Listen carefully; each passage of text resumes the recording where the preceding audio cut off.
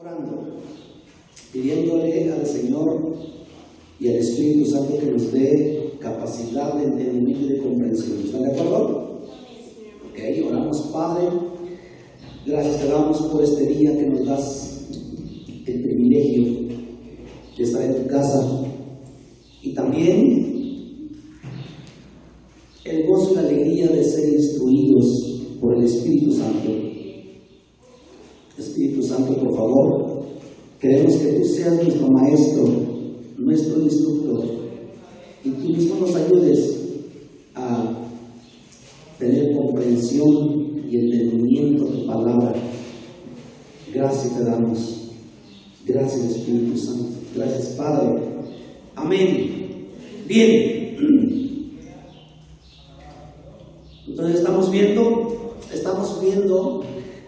temas a partir del domingo pasado, temas acerca de uno de los propósitos que tenemos como iglesia, que es el evangelismo. Y hoy vamos a ver también otro tema respecto a esto, y se va a llamar el mandato de ganar el mundo para Cristo. ¿Ok? El mandato de ganar el mundo para Cristo. ¿Dónde creen ustedes que se encuentre ese pasaje o ese mandato de ganar el mundo para Cristo? ¿Tienen alguna idea? Sí. Ahí atrás dijeron que sí. A ver, ¿dónde se encuentra? En Mateo 28. Mateo 28. 19, creo. Dele. Y predicar. Bien. Vamos a ver la Biblia en el libro de los Hechos, capítulo 8. Y ahí nos van a mantener con algo para que no se pierda, porque ahí vamos a meditar varios versículos de ese capítulo, o vamos a estudiar más bien, y vamos a ver un poquito del contexto de ese capítulo, o más bien el mandato de ganar el mundo para Cristo. En Hechos 1.8, ahí ahora vayan a Hechos 1.8, sin perder el capítulo 8. Ese versículo ya se lo saben, me imagino.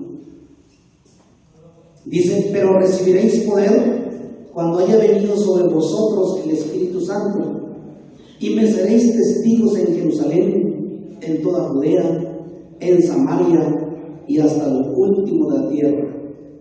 ¿Ok?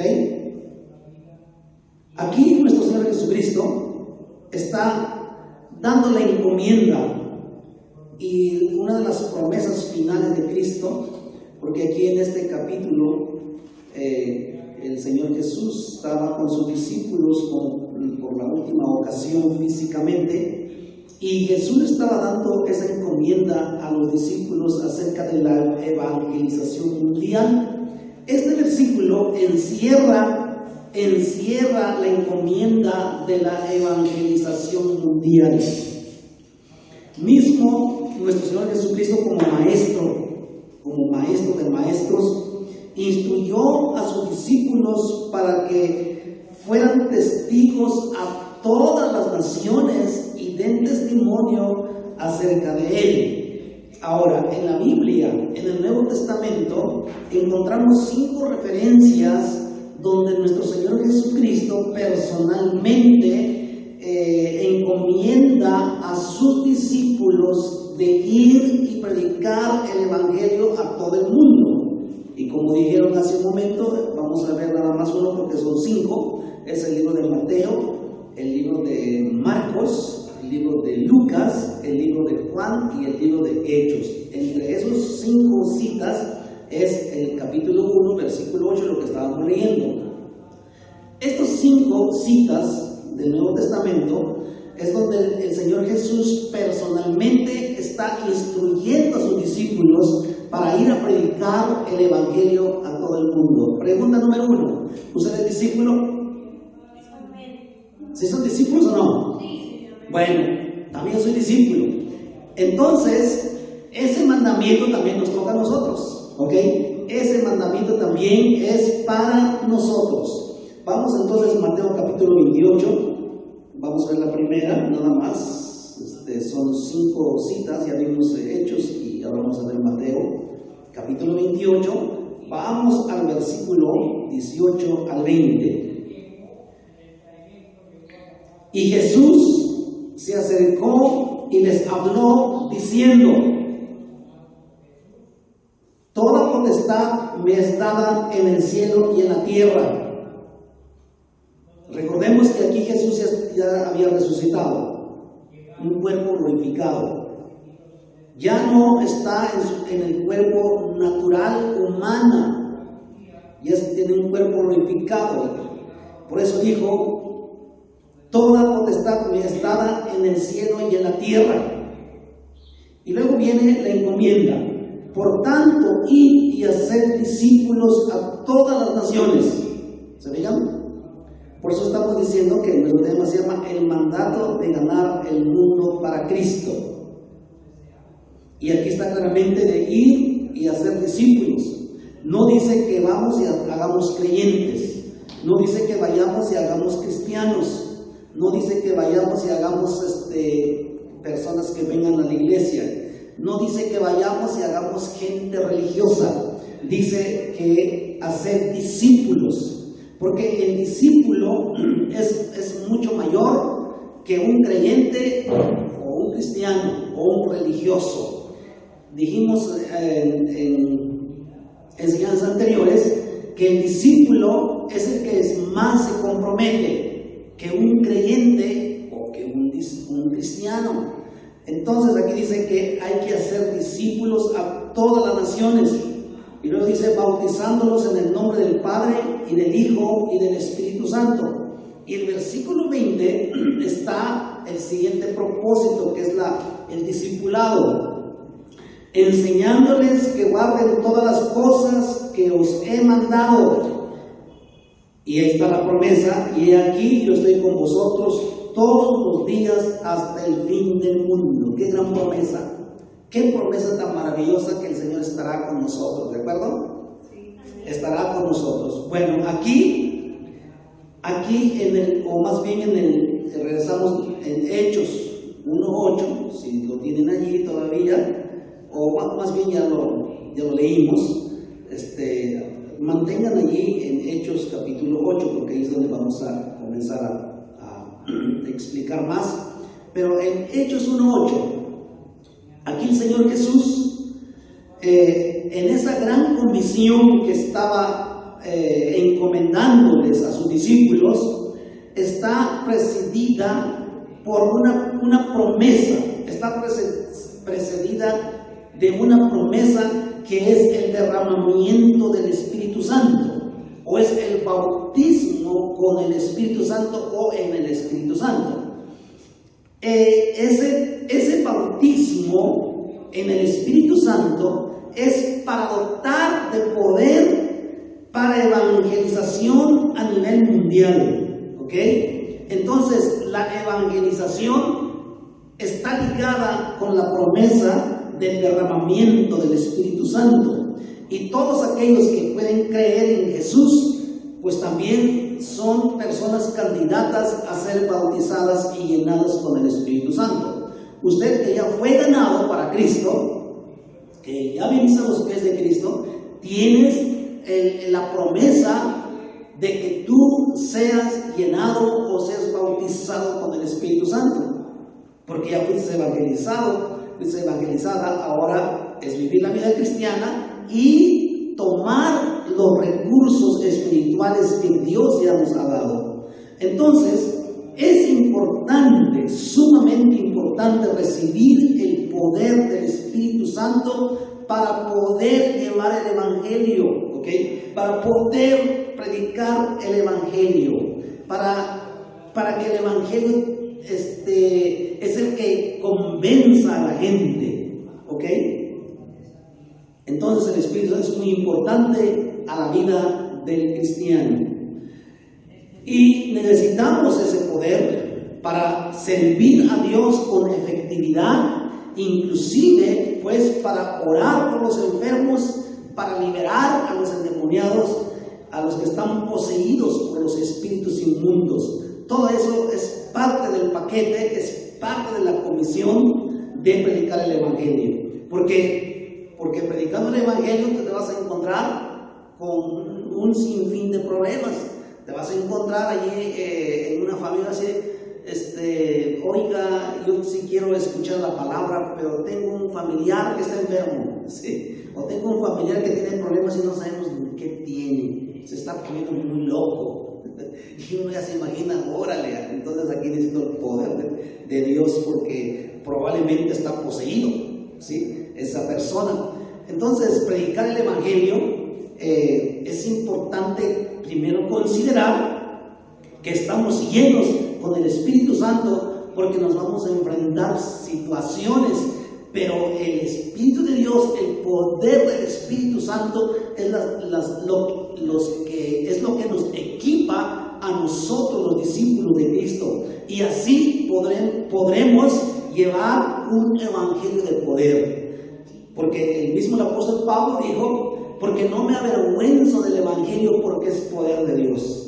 Entonces, el evangelio que tenemos en nuestras manos, el evangelio en el cual creímos, hermanos, no es religión, no es algo para entretenernos, o no es algo para vivir el resto de nuestras vidas. El evangelio que recibimos y que nos predicaron es poder de Dios para salvación. Y la palabra salvación encierra muchas cosas con referencia al hombre y la necesidad humana.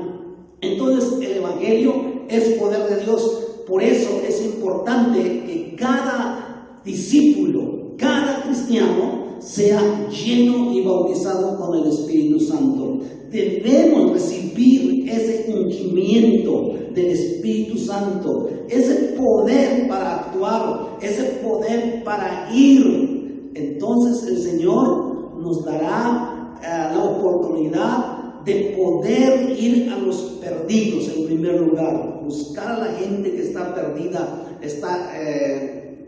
perdida pues en la religión, perdida en la ignorancia, perdido en la idolatría, en la hechicería.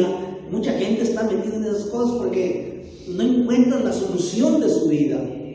Y número 2, tener autoridad para declarar el evangelio, que Jesucristo es el Hijo de Dios y Jesús ha resucitado y Jesús es la solución del problema del ser humano. Y tercero, es poder establecer la iglesia de Cristo aquí en la tierra, a lo largo y a lo ancho del mundo. Entonces la comisión es muy clara, y aquí en Hechos 1:8 encontramos claramente que el evangelio no tiene fronteras para su expansión, no tiene fronteras, no hay nada que lo detiene.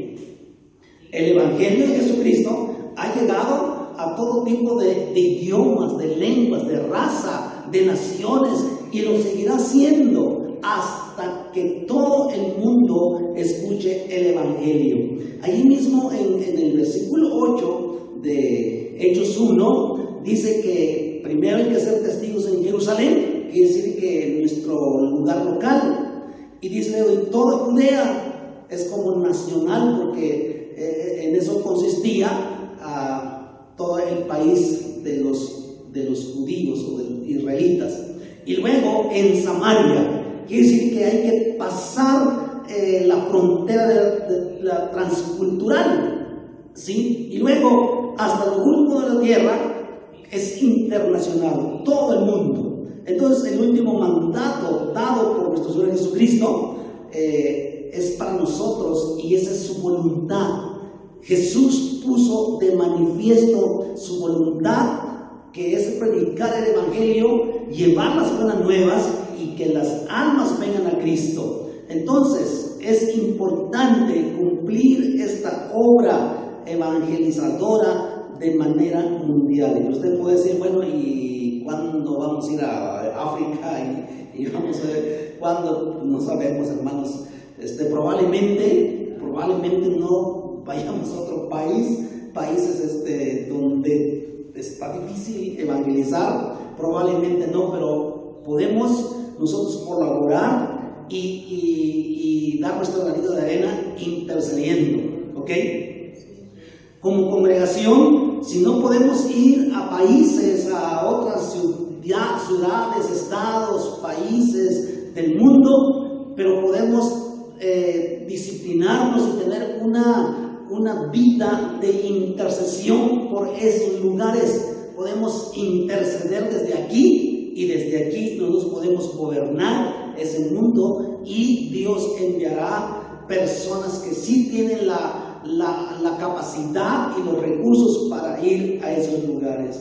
Entonces, no podemos decir, pues yo no puedo ir, no podemos ir, pero podemos orar, ¿de acuerdo? Y entonces hay que intensificar nuestra oración los días que nos reunimos, ¿ok?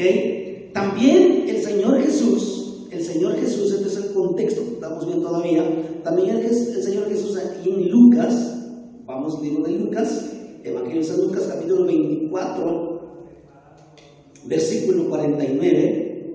He aquí, yo enviaré la promesa de mi Padre sobre vosotros, pero quedaos vosotros en la ciudad de Jerusalén hasta que seáis investidos de poder desde lo alto.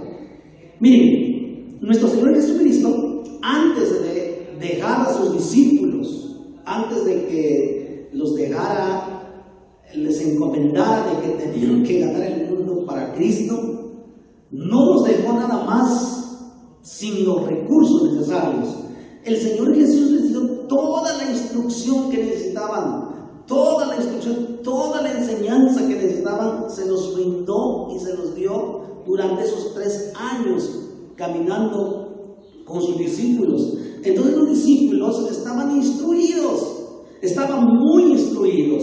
Muchos predicadores dicen, es que para ser predicador y para ser pastor no necesitas ser preparado, no necesitas ser preparado, solo necesitas el bautismo y el poder del Espíritu Santo. No se necesita ir a ningún lado para ser preparado. Pues como que no, dice, y ellos dicen, es que en el tiempo los discípulos, ellos no se prepararon y no fueron a una escuela. Pues cómo no, pues si tuvieron el maestro de maestros por 3 años, el Hijo de Dios, el maestro, el gran maestro. Quiere decir que los discípulos, los 12 discípulos fueron instruidos a lo máximo, ¿ok? Fueron instruidos a lo máximo. Entonces el Señor Jesús les dio muchas instrucciones antes de predicar el Evangelio a nivel mundial, antes de predicar el Evangelio a toda su nación, antes de pasar a las fronteras de otras culturas, les dio mandamientos muy precisos, ¿ok? Ahora, Dios tiene una labor importante para ti, hermano, tiene una labor importante para ti. Quiere que usted, que en el nombre de Jesús lleves el mensaje del Evangelio, pero con el poder del Espíritu Santo. A menudo nos gusta cumplir con la tarea, aunque esto signifique ir delante de Dios. Es decir, queremos hacer algo para Dios o queremos hacer algo de la voluntad de Dios y nos adelantamos más adelante de Dios. Y decimos, Señor, pues yo me adelanto y ahí me alcanzas. Yo me voy primero, ahí me alcanza ya cuando yo llegue. Pero eso no es la idea. La idea es ir con Dios y que vaya con nosotros. Porque si Dios no va con nosotros para cumplir la tarea, entonces ¿quién nos va a dar el poder y el respaldo de lo que vamos a hacer? Algunas ocasiones la espera en Dios es parte del plan de Dios. Entonces tenemos que esperar. Muchas veces sentimos el fuego de ir a predicar y queremos presentar el Evangelio, y eso es bueno, sí, pero hay que esperar el momento preciso de Dios y contar con el respaldo del Espíritu Santo. ¿Estás esperando y escuchando las instrucciones de Dios o te quieres anteponer a sus planes? Es otra pregunta. ¿Estás esperando y escuchando las instrucciones de Dios o te antepones a los planes y dices, pues yo me adelanto, yo hago lo que siento? ¿Okay? Necesitamos, hermanos, el tiempo y el poder de Dios para transmitir y llevar esas verdades, y esas verdades se convertirán en eficaces en los corazones de los oyentes. Allí en Hechos 1:8, todos estamos ahí. Jesucristo prometió a sus discípulos o sus apóstoles que recibirían el poder para ser testigos después de que hayan recibido el Espíritu Santo. Y número 1, hay un proceso de 3 pasos, la cual nosotros tenemos que tener en cuenta, meditar, asimilar y seguir esos mismos propósitos o procesos, que los discípulos de hace 2000 años. En el libro de los Hechos, como les he mencionado, es como un manual. El libro de los Hechos es el libro donde tenemos que seguir los pasos para una vida cristiana y una vida de servicio. Ok, el proceso de Hechos 1:8, el proceso es, número 1, recibieron el bautismo en el Espíritu Santo. ¿Ok? Y número 2, les dio poder. Y número 3, fueron testigos con resultados extraordinarios. Eso es lo que encontramos ahí en Hechos 1:8. Nosotros, los cristianos de hoy en día, a menudo tratamos de invertir el orden, ¿sí? Queremos testificar primero, dependiendo de nuestro propio poder y autoridad, y después queremos buscar la confirmación y queremos que Dios nos respalde. Pero es al revés, es primero ser investidos y primero buscar el respaldo de Dios. Testificar no es mostrar lo que podemos hacer por Dios, sino mostrar y decir lo que Dios ha hecho por nosotros. Ese es el parte del proceso. El poder del Espíritu Santo va más allá de lo ordinario. Involucra valor, involucra entrega, involucra confianza, conocimiento, habilidad y autoridad. Eso es lo que involucra el poder del Espíritu Santo. Y cuando no tenemos ese poder en nuestra vida, entonces somos carentes de todas esas características y estas cosas que complementan la vida de los discípulos. Los discípulos de hoy en día necesitamos todo esto para cumplir la misión. Si tú crees en Jesucristo, entonces tú puedes experimentar este mismo poder. ¿Sí lo crees? ¿Tú crees que puedes ser llenado con el Espíritu Santo? ¿Crees que el Espíritu Santo te puede dotar de autoridad y de poder? Y cuando le hables a una persona, esa persona no se va a resistir, no se va a burlar. Esa persona te va a escuchar y va a decir, sí, yo quiero a Jesús en mi corazón. Este versículo 8 describe una serie de círculos concéntricos.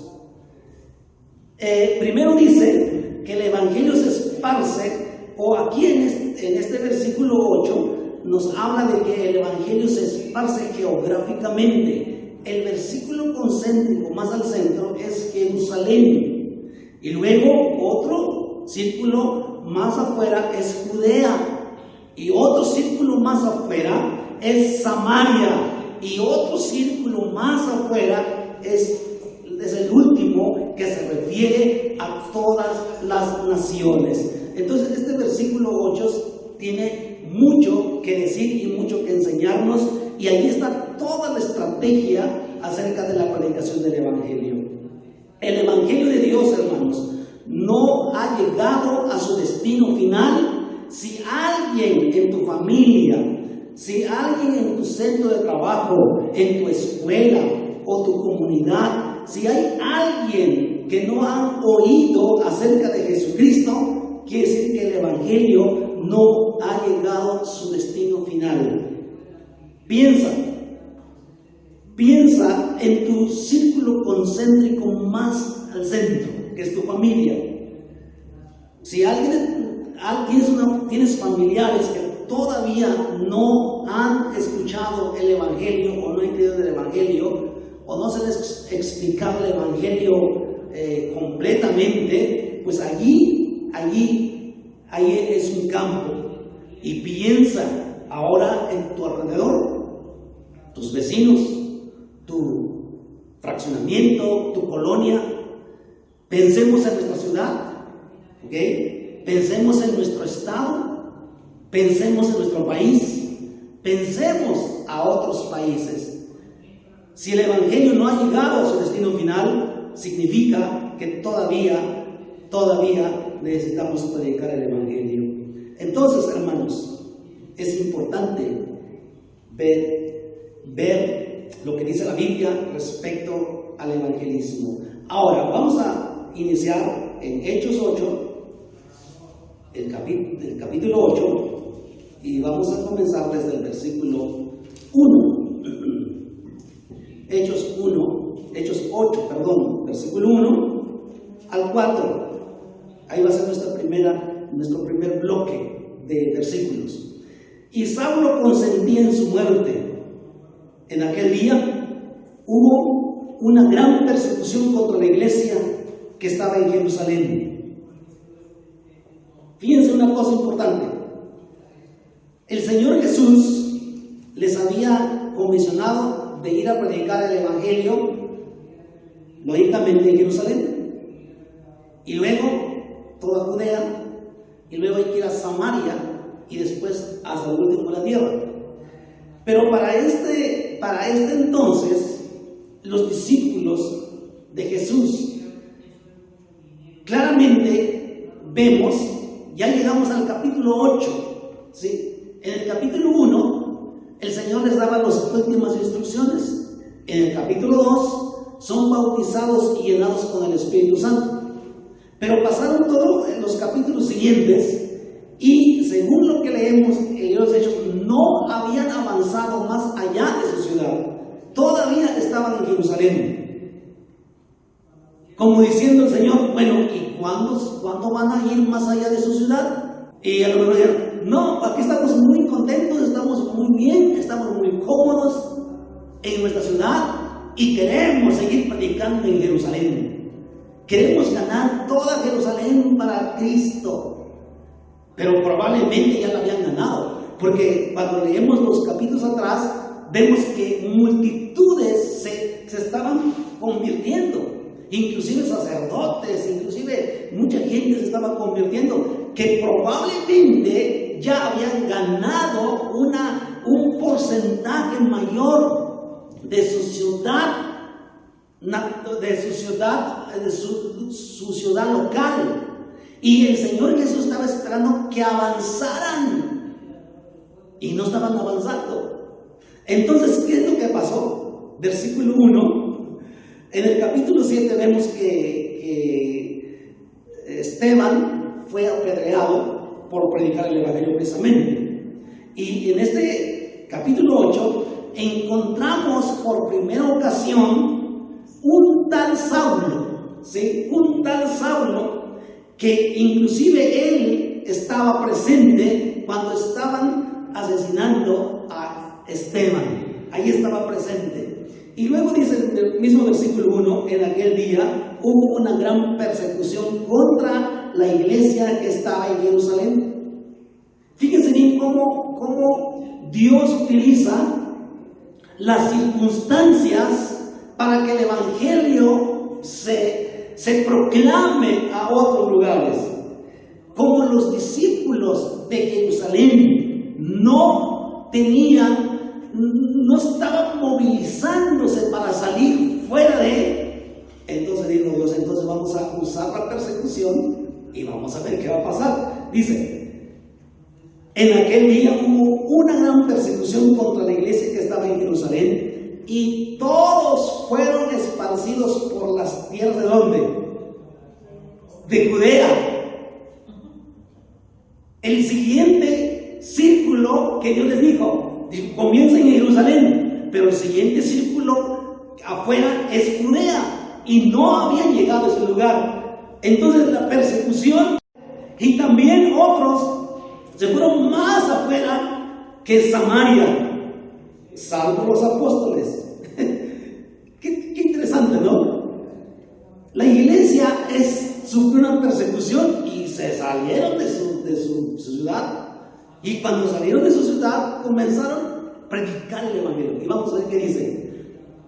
Y hombres piadosos llevaron a enterrar a Esteban e hicieron gran llanto sobre él. Y Saulo asolaba la iglesia y entrando casa por casa arrastraba a hombres y a mujeres y los entregaba en la cárcel. Versículo 4. Pero los que fueron esparcidos iban por todas partes pachangueando, de vacaciones, se fueron a la playa, alrededor del río del mar de Galilea, anunciando el evangelio. ¿Se fijan? La persecución hizo que salieran de su ciudad, de su casa, de su comodidad, y comenzaron a predicar el evangelio a otros lugares donde no se había predicado el evangelio. ¿Se fijan? A veces la iglesia de hoy en día eso es lo que necesita para que reaccionemos y sigamos cumpliendo la gran comisión.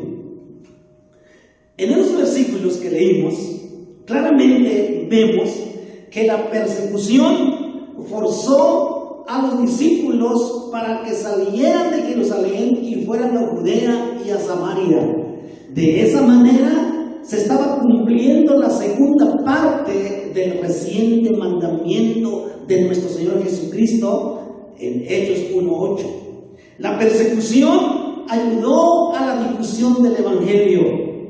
El sufrimiento de los creyentes comenzó a traer grandes resultados para Dios porque el evangelio se comenzó a esparcir. La persecución obligó a los cristianos a abandonar sus hogares en Jerusalén y a que el evangelio fuera con ellos. Ahora, muchas ocasiones, hermanos, a veces nos sentimos molestos ante una situación que a veces nos hace mover, una situación que nos mueve, pero la próxima vez que Dios te haga sentir moverte o que Dios te está moviendo a tu comodidad, es para que tú prediques el evangelio,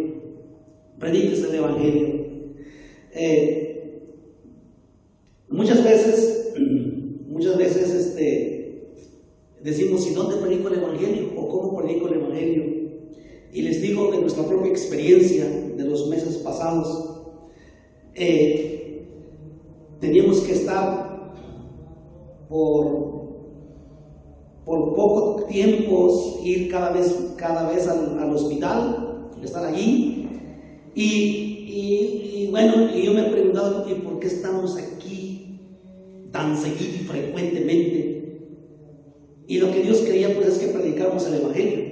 Y la vida de la pastora aprovechó estar allí, y no solamente para ser atendida, no solamente para estar allí, sino que aprovechó de predicar el evangelio a otras personas que lo necesitan oír. Y claro, varias personas se acercaron, escucharon el evangelio, y más adelante escuchamos que una de las personas que ella le compartió el evangelio falleció. No sabemos cuántos más, pero escucharon el evangelio y escucharon el evangelio, aceptaron la palabra, oramos por ellos para que venga Jesús en su corazón. Probablemente Dios usó esta circunstancia para predicar a esas almas y que no se fueran de este mundo sin la salvación, probablemente. Y nos preguntamos, Señor, pero no es necesario estar así, nosotros podíamos ir a evangelizar, pero probablemente no en ese lugar, y eso a veces nos hizo sentir incómodos en algún momento. ¿Por qué estamos aquí? ¿Por qué venimos cada cierto tiempo? Pero Dios tiene propósitos, y muchas veces en lugar de aquejarnos de alguna incomodidad, de alguna circunstancia dolorosa, mejor hay que detenernos y preguntarnos qué es lo que Dios quiere hacer para cumplir una misión especial.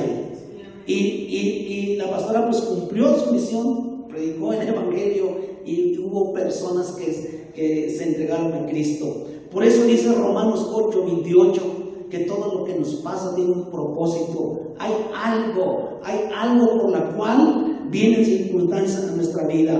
Aquí en Jerusalén era la primera persecución de la iglesia que los sacó de Jerusalén, los sacó de su ciudad, de sus hogares, de su casa, los sacó para que fueran a predicar el Evangelio donde quiera que fueran. Claramente encontramos que fueron a predicar el Evangelio, pero todos los que fueron esparcidos iban por todas partes anunciando el Evangelio. ¿Se fijan?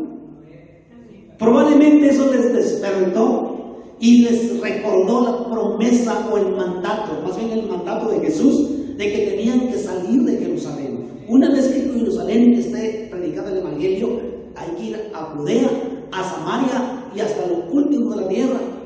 Probablemente los discípulos de Jerusalén no cumplieron en su totalidad de predicar el Evangelio a todas las naciones, pero después el apóstol Pablo, a través de sus viajes misioneros, tocó países importantes hace 2000 años, y que esos países se encargaron entonces a llevar el Evangelio, a esparcirlo por los demás países. Y gracias a esos hermanos, gracias a esos discípulos, nosotros tenemos el Evangelio. Llegó el Evangelio a nuestro país, llegó el Evangelio a nuestra ciudad, llegó el Evangelio a nuestra familia, llegó el Evangelio a nuestra población, y gracias al Señor que Él tocó nuestro corazón y estamos aquí. Sí, amén. Nos escogió como adoradores, pero también nos escogió para que seamos discípulos y llevásemos el Evangelio a otras personas. A veces en nuestro centro de trabajo decimos, y si yo le predico el Evangelio, no sé qué va a pensar de mí, no sé qué va a decir de mí, a lo mejor, no, pues a lo mejor me pregunta algo y no sé nada, no sé cómo contestar. Eso es algo normal. Cuando uno tiene el poder del Espíritu de Dios y no tienes la instrucción, dices, no, pues si me preguntas, ¿qué le voy a contestar? Pero en muchas ocasiones no necesitamos tener mucha teoría en la cabeza. No necesitamos tener toda la información para eso. El testimonio que damos en ese lugar, el testimonio que damos, un testimonio de entrega a Dios, un testimonio de refrenarnos a hacer cosas mundanas, a ser igual que los demás, ese es un mensaje para ellos.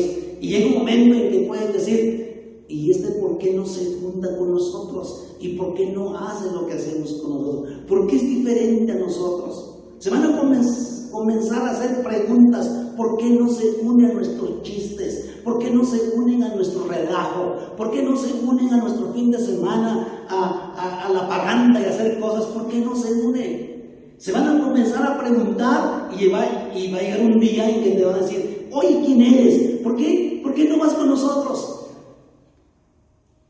Entonces tú le dices, es que soy hijo de Dios, es que yo tengo temor de Dios, y en mi vida cristiana no soy para eso. Y entonces la gente te va a decir, bueno, y dime, ¿qué es eso? ¿Ok? Y eso personalmente a mí me ha sucedido, me pasó, y muchos de mis compañeros de equipo de trabajo, y llegó finalmente y dijeron, bueno, ¿y tú quién eres? ¿Por qué no te vas con nosotros el fin de semana? ¿Por qué no te unes al relajo? ¿Por qué no dices palabras de lo que hablamos? Y ahí tuve la oportunidad de predicar el Evangelio con ellos, y se dieron cuenta que soy cristiano y que he marcado la diferencia, y ellos tenían respeto a mi persona, y cuando ellos están conmigo no se atrevían a decir palabras de maldición, y cuando querían llevarse y hacer cosas se apartaban allá y hacían su relajo y tantas cosas. Es un testimonio, ¿ok? Y si no les prediqué toda la planta, pero prediqué la palabra con varios compañeros. Nuestro testimonio es importante. Y muchas veces Dios nos quiere llevar a un lugar precisamente porque allí Dios quiere que predicamos el Evangelio. Entonces, cuando llegamos al versículo 5, en el versículo 5 del capítulo 8, dice: entonces Felipe, descendiendo a la ciudad de Samaria, les predicaba a Cristo, y la gente unánime escuchaba atentamente las cosas que decía Felipe, oyendo y viendo las señales que hacía. ¿Se fijan? Aquí ahora ya vemos que el Evangelio no solamente llegó a Judea, sino que ahora llega a Samaria. Y la pregunta: ¿quién es Felipe aquí? ¿Quién es Felipe? Porque en la Biblia encontramos otros Felipes, pero aquí no, porque hay un Felipe que es un apóstol, como parte de los 12 apóstoles. Según Juan 1, 43 al 51, el siguiente día quiso Jesús ir a Galilea y halló a Felipe y le dijo: sígueme. Y Felipe era de Bethsaida, la ciudad de Andrés y Pedro. Felipe halló a Natanael y le dijo: hemos hallado a aquel de quien escribió Moisés la ley, así como los profetas. Bien, aquí encontramos un Felipe que era uno de los 12 reclutados como discípulos para ser apóstoles. Y también Juan 6:5, avancen el capítulo 6 de Juan 6:5, ahí vamos a confirmar el dato.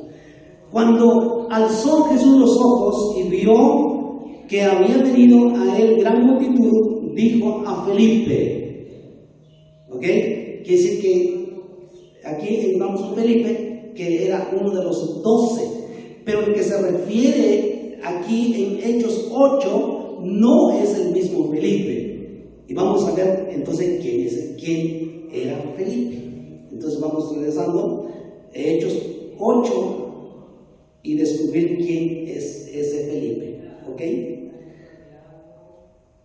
Aquí, el Felipe que se refiere, Hechos 8, en donde estamos viendo, donde dice: entonces Felipe, descendiendo a la ciudad de Samaria, les predicaba a Cristo y la gente unánime escuchaba. Bueno, pues este Felipe es una persona que fue llenado con el Espíritu Santo, que se refiere a Hechos capítulo 6. Era uno de los 7 diáconos, era uno de ellos que fueron escogidos para la distribución de los alimentos en la iglesia. Entonces no era uno de los apóstoles, sino era uno de los 7 diáconos, ¿ok? Entonces este diácono, porque la característica para ser diácono en el capítulo 6, la condición era de ser lleno con el Espíritu Santo, ¿ok? Y esta persona, para escapar de la persecución en Jerusalén, huyó a Samaria, donde continuó predicando el Evangelio. Mientras estuvo allí, un ángel lo condujo también a un funcionario etíope que se encontraba en el camino entre Jerusalén y Gaza, ¿ok? Entonces este era Felipe, el Felipe de Hechos capítulo 6, versículo 5. Si lo quieres apuntar o si quieres leer ese versículo, ahí se encuentra este personaje. No era uno de los apóstoles, era uno de los que fueron entrenados para la diaconía, para el servicio de la iglesia en Jerusalén. Y finalmente lo vemos predicando el Evangelio como un evangelista. Dios lo bendijo, el Espíritu Santo lo bendijo con ese ministerio de evangelista, porque ahí vemos claramente que allí en su estancia, dice el versículo 7, porque de muchos que tenían espíritus inmundos salían, estos dando grandes voces, y muchos paralíticos y cojos eran sanados, así que había gran gozo en aquella ciudad. ¿Se fijan? Estas son las características del ministerio evangelístico, del ministerio de un evangelista. Hombre o mujer llamado a este nivel, a este trabajo del evangelista son las características. Entonces, hay señales, prodigios y sanidades que el Espíritu Santo opera en la vida de esta persona. Israel en aquel tiempo se dividía en 3 regiones principales. Escuchen bien, para poder entender la geografía de aquel tiempo. Si no entendemos la geografía, no vamos a entender con cabalidad Hechos 1:8. Entonces necesitamos saber esa geografía para poder entender y tener ese panorama y entonces decir, con razón. Bueno, Israel se dividía en 3 regiones principales: Galilea en el norte, Samaria en el centro y Judea en el sur. Bien, la ciudad de Samaria, que es la región del mismo nombre, llegó a ser la capital del norte del reino de Israel en los días del reino dividido, antes de su conquista por Asiria en el año 722 a.C. Durante esta guerra, el rey asirio llevó muchos cautivos, dejando solo a los más pobres y repoblando la tierra con extranjeros. Cuando este rey conquista ese lugar, esa parte de Israel, que eran de nacionalidad judía, entonces cuando fue conquistada esa parte, este rey se llevó mucha gente como esclavos, pero dejó gente pobre, la gente que para él es insignificante, los dejó allí. Y este rey trajo personas de su país que son extranjeros y pobló nuevamente esa parte conquistada. Bueno, esas personas extranjeras contrajeron matrimonio con los judíos que se quedaron a ese lugar, y como resultado hubo una raza mixta. Y esto originó el nacimiento de los samaritanos, ¿ok?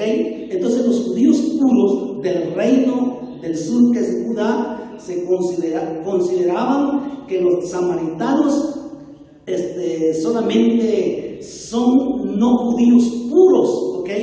Y los de Judea, los judíos puros, odiaban a los samaritanos porque no eran judíos puros. Y aquí, en este capítulo de Hechos, vemos si aún no eran judíos puros, pero el Señor Jesús de antemano dijo que el Evangelio se iba a esparcir, no solamente para los judíos, sino que a los que no son judíos. Y ahí vemos entonces cómo el Evangelio se va cumpliendo, cómo las promesas se van cumpliendo. Y finalmente no se quedó en Samaria, sino que el Evangelio comenzó a recorrer por muchos lados. Y en el versículo 7 de Hechos 8:7, ahí vamos terminando, dice: porque de muchos que tenían espíritus inmundos salían estos dando grandes voces, y muchos paralíticos y cojos eran sanados. Así que había gran gozo en aquella ciudad. Mismo nuestro Señor Jesucristo enfrentó y echó fuera a muchos demonios en su ministerio en la tierra. Si tú lees el Evangelio de Mateo, Marcos, Lucas, Juan, vas a encontrar siempre donde Jesús llegaba y predicaba el Evangelio, venían enfermos, venían endemoniados, venían gente que necesitaba sanidad, y Jesús la sanaba y echaba fuera demonios. Y aquí ya vemos cómo los discípulos dieron continuidad a esa labor. ¿Le dieron continuidad? ¿Y qué creen que significa a nuestra era? ¿Qué creen que significa a nuestros tiempos? Es lo mismo. Si hace 2000 años había endemoniados, en pleno siglo XXI también hay endemoniados. Y cualquier momento nos va a tocar, aunque no lo quisiéramos, nos va a tocar hacer esa labor y liberar a esas personas de esos espíritus malignos que Satanás nos controla.